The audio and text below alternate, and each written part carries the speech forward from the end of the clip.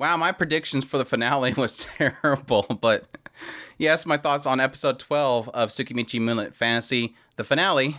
Thankfully, we have a second season already announced, but let's jump into it. So yeah, we pick up where we left off. Makoto is confronted by Sophia, the Dragon Slayer, and Mitsurugi, who is known as a Lancer, I guess. But yeah, it didn't turn out like I thought it was. Like, these were two otherworlders that came here, and they were basically used by the goddess to take him out, but in actuality, they are sided with the demons, and the demons and the humans are coming to a head in a war, and I guess they believe that he was just a demi-human that is in the wrong spot, and he's stopping their army, so they need to get rid of him. So, yeah, like I said, not quite what I was expecting, but kind of just makes it easy all the same, I guess, because he's obviously going to overpower them if they're just simple people in this world. So my expectations for this battle against some other worlders that are just as powerful as he is not the case. So yeah, they do technically have him on the run for quite a while, but all it takes is him basically taking off one ring and he's messing them up. So they make several comments on the idea that, the goddess basically summoned Makoto, saying that, maybe the goddess is short-handed, so they're using demi-humans now, and they're obviously led to this conclusion because he appeared with a ray of light like the goddesses can control, so obviously he is a bad guy. Their fighting goes on, even though he does overpower them by removing one of his rings.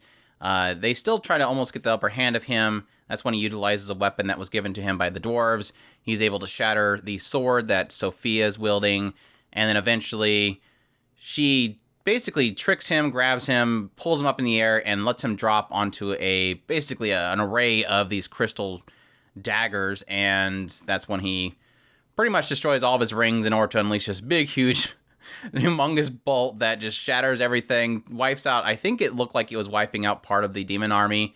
Everybody's fleeing from the battlefield from this explosion. And yes, obviously we're left with Sophia with no clothes on and Mitsurugi pretty much beaten as well. After this battle, Makoto ends up waking up back at the demi-plane, surrounded obviously by Tomoe and Mio.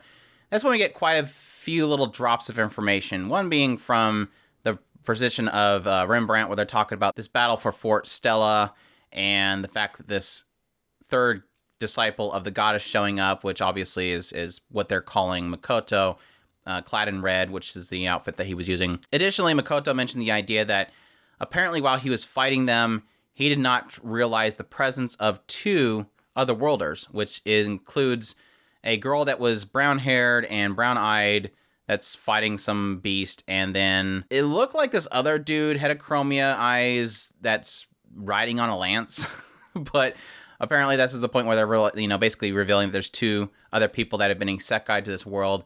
I immediately thought that this one girl was going to be Hasegawa, who was the girlfriend from his previous life, but I think their eye color is different. I think the only kind of similarity you're going to really have there is their hair color.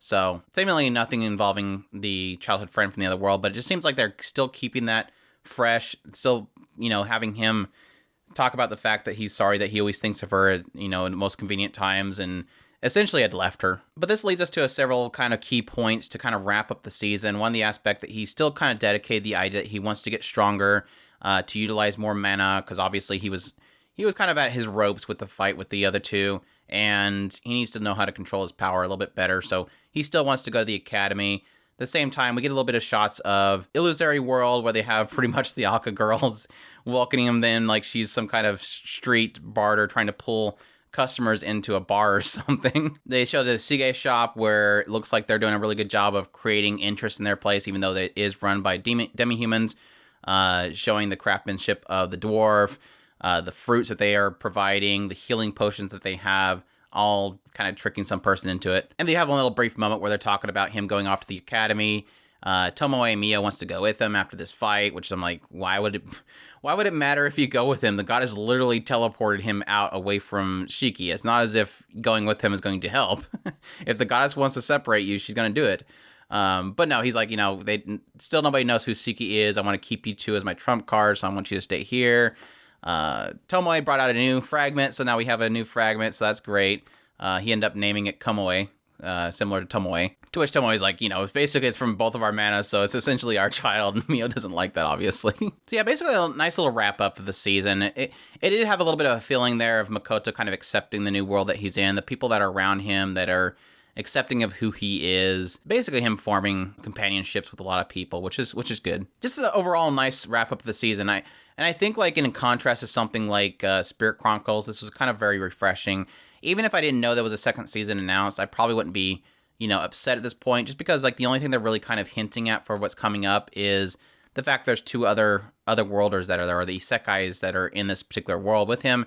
Obviously, he hasn't really gotten too much into the family stuff that he wants to get into, like basically the footsteps of his parents. But just a nice little wrap up. Nothing really kind of urging me like I need to see the next episode. But I am excited to see the next season come around. It was a very solid season overall. Just a fantastic wrap up for it as well. Nice little battle.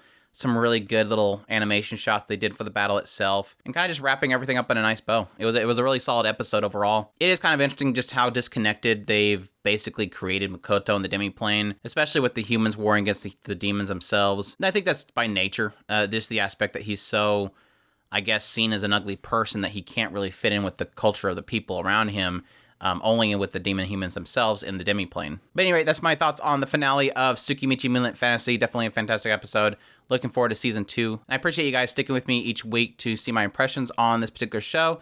As always, if you like this video, leave a like down below. Comment, let me know what you thought of the episode. Subscribe if you haven't already. Share this video if you can. Support us on Patreon if you can. We definitely appreciate all of our supporters.